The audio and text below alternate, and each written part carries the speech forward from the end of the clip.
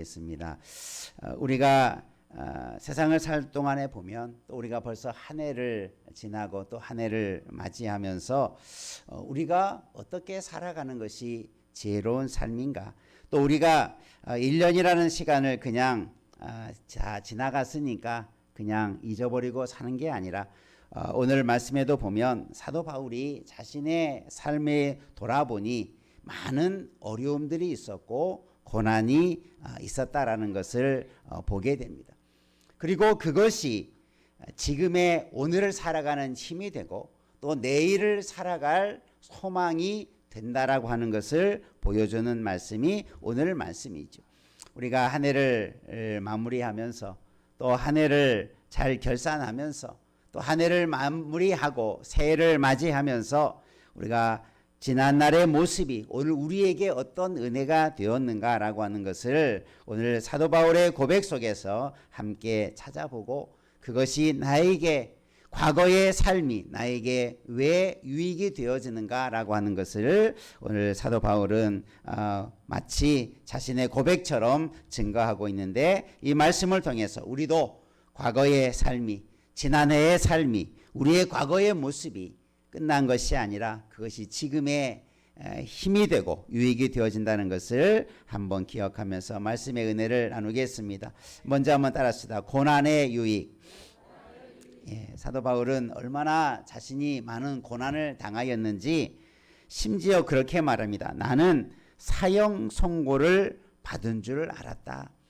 얼마나 그의 삶이 고통스러웠는지, 사형 선고, 내가 이제 곧 죽었다라고 선고받은 사람처럼 그렇게 많은 고난과 역경을 거치고 있었습니다. 그런데 하나님께서는 그런 고난 속에서도 뭘 말하고 있습니까? 9절에 보면 오늘 제목처럼 이 고난을 통해서 하나님은 사람을 의지하거나 혹은 어떤 자신을 의지하거나 어떤 세상을 의지하는 게 아니라, 한번 따라해봅시다. 오직 하나님만 의지하게 하심이라. 이 고난을 통해서 사도 바울은 깨닫습니다. 마치 내가 사형 선고 받은 자처럼 그렇게 큰 고난의 자리에 들어갔는데, 그런 고난을 경험하게 되었는데, 하나님은 그 고난 속에서 사도 바울이 깨달은 것이 뭐냐면, 사람을 의지해서도 안 되는구나. 사람을 바라봐서는 안 되는구나. 사람은 얼마나 사도 바울에게 실망을 주고 어떤 세상 것을 의지할 때 그것이 내 모든 것을 다 풀어갈 줄 알았는데 그게 아니구나. 그래서 사도 바울은 고난 중에서 점점 사람이나 환경이나 어떤 것을 의지하는 것들을 다 제하여 버리죠. 이것도 안 되는구나. 이것도 안 되는구나. 결국은 이 사도 바울이 사형 선고를 받은 것 같은 그런 극한 상황에서 결국 누구를 보게 만듭니까? 하나님만 보게 만들었다. 고난은 더 하나님을 찾게 만들었다. 그러니까 여러분이 혹시 2025년에 고난에 힘들고 어려운 일이 있었다면 그것이 그냥 힘든 일로, 기억하고 싶지 않은 일도만 기억하지 말고, 그런 고난 속에서 내게 하나님을 찾게 만들었구나. 내가 하나님을 더 의지하게 만들었구나. 내가 믿음이 좀 부족했어도 내가 하나님을 놓지 않도록 하나님은 내 곁에서 일해 주셨구나. 그 은혜를 기억하시고 고난 속에서도 그런 유익함이 있었음을 우리가 분명히 고백할 수 있었다면, 지금 내게 고난이 와도 더 이상 이제 고난 앞에 과거에 혹시 내가 넘어지거나 때로는 과거에 내가 하나님 앞에 원망했던 일이 있을지라도 아니지. 내가 전에 믿음이 없을 때, 내가 이런 은혜를 알지 못했을 때는 그러했을지라도 내가 은혜를 맛보았으니 내가 이런 고난과 또 내게 오는 고난이 있다 할지라도 그 고난을 통해서 내가 하나님만 더 의지하는 자 되도록, 내가 더 하나님만 붙드는 자 되도록 그렇게 결심과 다짐을 가지고 또 우리에게 주어진 삶을 살아가는 은혜가 있기를 주의 이름으로 축원합니다. 이 하나님의 은혜는 변치 않는 거예요. 이 하나님의 말씀은 변치 않는 거예요. 어떤 환경 속에서도 이 하나님의 은혜만 붙드시기를 바랍니다. 한번 옆에 분하고 한 번 더 다짐합시다. 옆에 분하고 한번 다짐합시다. 올 한 해도 하나님만 의지하며 사십시다. 믿습니까? 힘들 때마다 아니지. 어떤 하나님 아닌 다른 것을 의지하려고 하는 유혹과 환경이 있을 때 아니지. 내가 예전에 한번 하나님 아닌 다른 것을 한번 의지해 봤는데 여지없이 안 되지 않은가.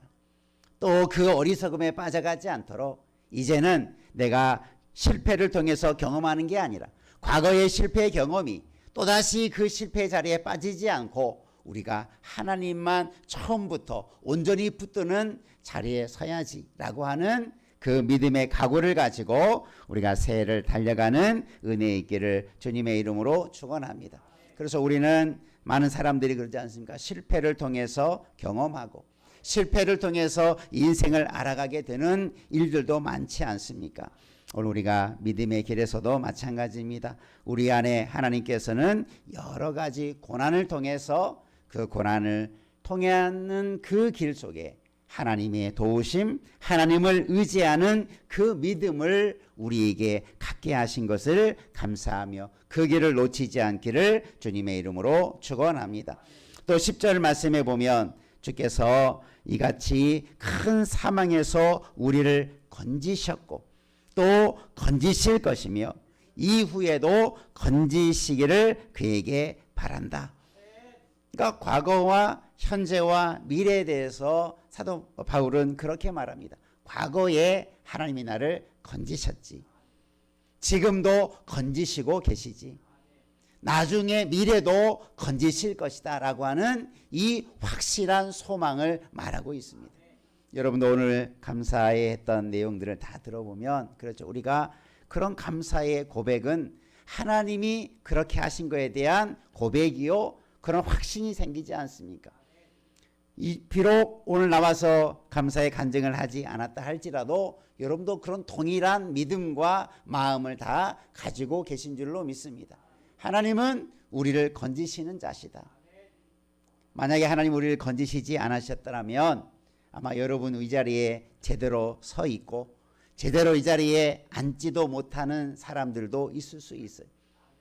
물론 우리가 하나님의 생명을 거둬가시면 언제든지 우리는 죽음을 맞이하게 되고 하나님 나라에 가게 되어지지만 우리가 살아있는 것 그 자체가 하나님이 우리를 죄악 가운데서 온갖 사고와 질병 가운데서 우리를 건져내어 주신 은혜가 있는 줄로 믿습니다. 그 은혜를 우리가 기억한다면 오늘을 살아갈 때 힘이 되어지는 거고 그것이 소망이 되는 거예요.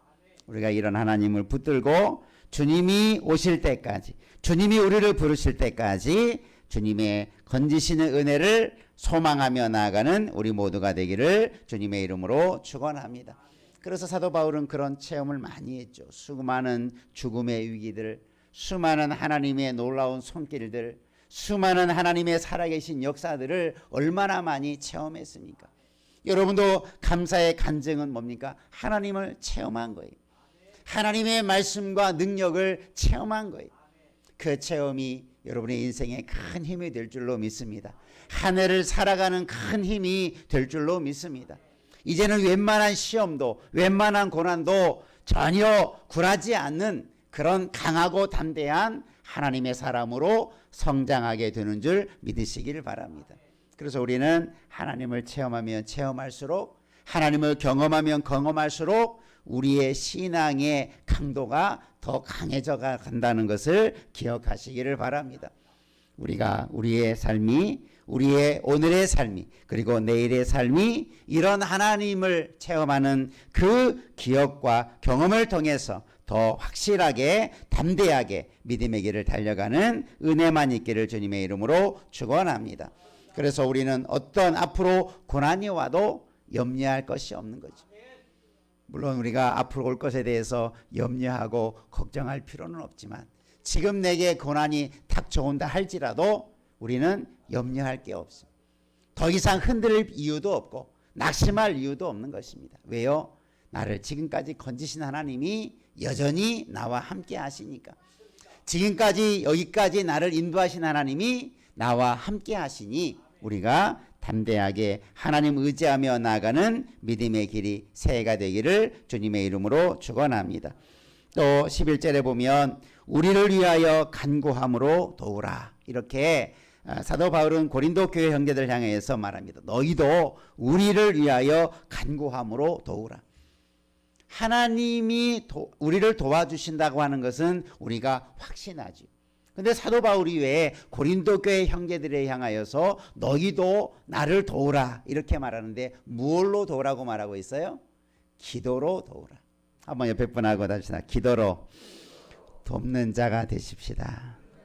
네, 이게 뭡니까? 기도의 경험을 한 사람이 요청하는 거죠. 기도의 응답을 경험한 사람은 기도의 맛을 아는 사람이에요. 그래서 우리는 누구에게도 여러분도 간증하거나 나와서 말씀하신 분들이 기도를 부탁하는 이유가 뭡니까? 기도하는 곳에 응답이 있으니까.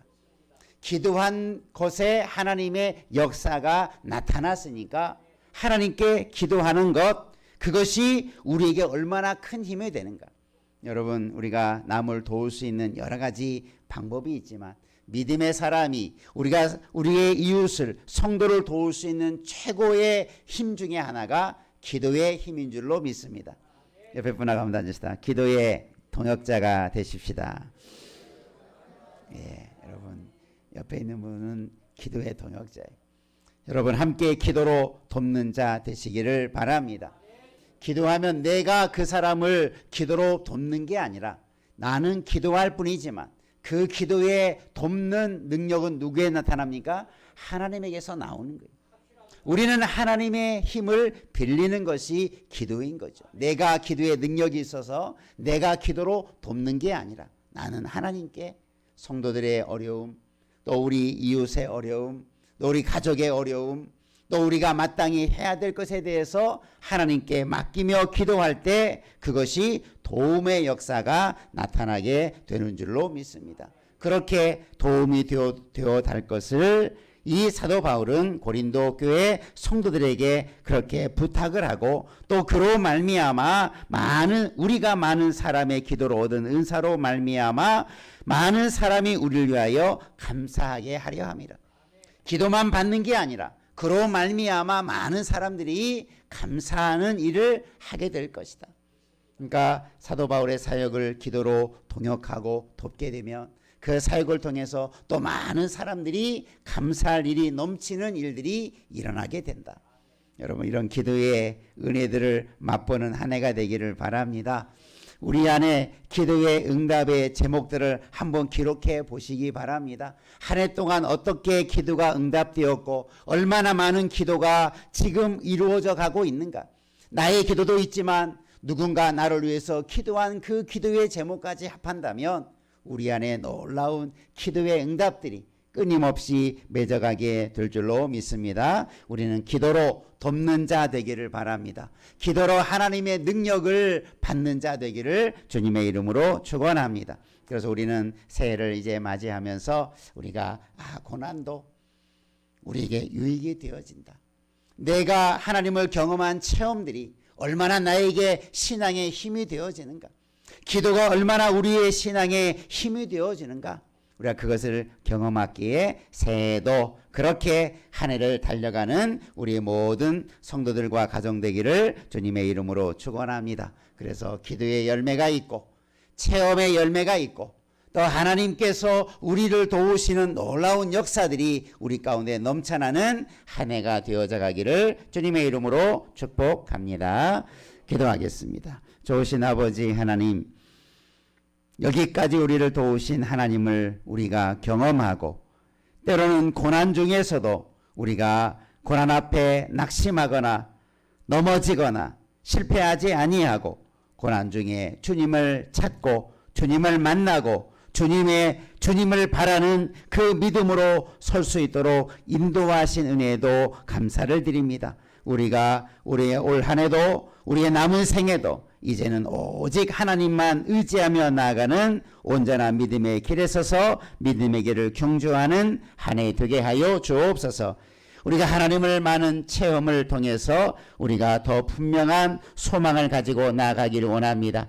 지금까지도 우리를 건지셨고 지금도 건지시고 앞으로도 우리를 건지실 리가 우리의 하나님이시니 그 어떤 어려움 속에서도 우리의 구원자 되신 하나님만 바라며 나아가는 한 해 한 해의 삶이 되게 하시고 우리 한 해 동안 살아가는 우리의 모든 삶의 자리가 되게 해주시고 우리가 기도함으로 하나님의 능력을 맛보는 기도의 용사들도 되게 하여 주옵소서. 예수 그리스도의 이름으로 기도드리옵나이다. 아멘.